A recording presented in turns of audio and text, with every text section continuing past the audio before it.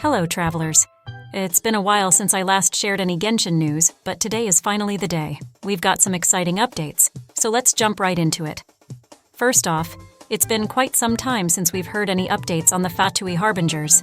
Sure, we saw Capitano take on Mavuika, but beyond that, we didn't get much info about key things like Columbina's whereabouts and other important details. However, just a few days ago, we finally got some fresh rumors from sources like Snezhfed, PTL, and others.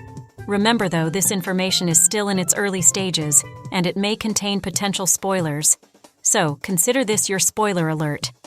Recently, Snezhfed dropped a bunch of new details about what might be coming in Snezhnaya, including characters, story events, and design rumors.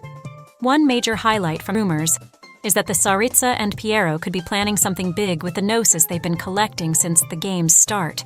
But here's the twist. It looks like this might lead to the Fatui Harbingers splitting into two opposing factions, the conservatives and the radicals.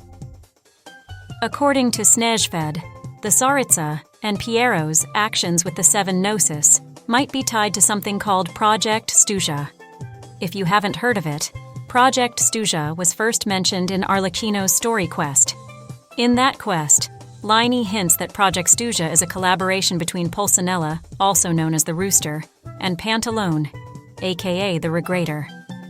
Arlecchino and Liney are also suspicious that the house may be playing a crucial role in this project, especially after they managed to secure the Hydro-Gnosis.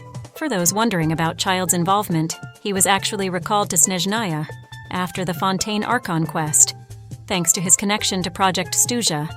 However, he wasn't exactly thrilled about being part of it. Considering the responses of characters like Arlecchino and Child, it's no surprise that the Harbingers might end up splitting into different factions. There's more. Snezhfed hints that a Winter Night's Lazo may have foreshadowed the two factions within the Fatui. If the positioning of the Harbingers around La Signora's coffin is a clue, then one faction might include Capitano, Pulcinella, Columbina, and Sandrone, while the other could consist of Child, Arlecchino, Pantalone, and Dottore. Pierro, on the other hand, is likely to remain neutral. That being said, some things don't quite add up, especially since Pulcinella and Pantalone seem to be on opposing sides, even though they're supposedly working together on Project Snezhnaya. While Snezhfed has a good track record, it's always best to take these rumors with a pinch of skepticism.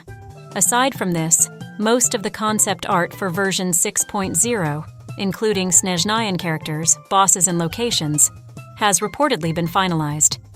This means we can expect even more rumors and teasers about Snezhnaya and its characters in the coming months. And speaking of characters, Columbina is said to still be in Snezhnaya, which explains why she hasn't shown up in Natlan yet. This is surprising though, as she was expected to clean up the chaos Capitano caused in versions 5.1 or 5.3. Rumor has it she's currently overseeing a place called the Royal Vivarium, which is described as a blend between a botanical garden and a zoo. Oh, and get this. Columbina was supposedly going to be an insanely powerful necromancer.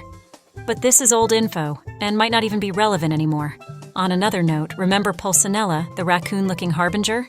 He was rumored to be an electrocatalyst user, though it's still unclear if that's accurate. One more juicy tidbit. While the Harbingers are major players, they aren't the Tsaritsa's main force.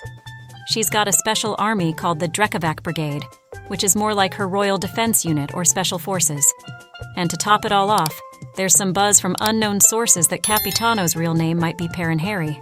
It's still not confirmed, but since all the Harbingers have unique names, this could very well be his true identity.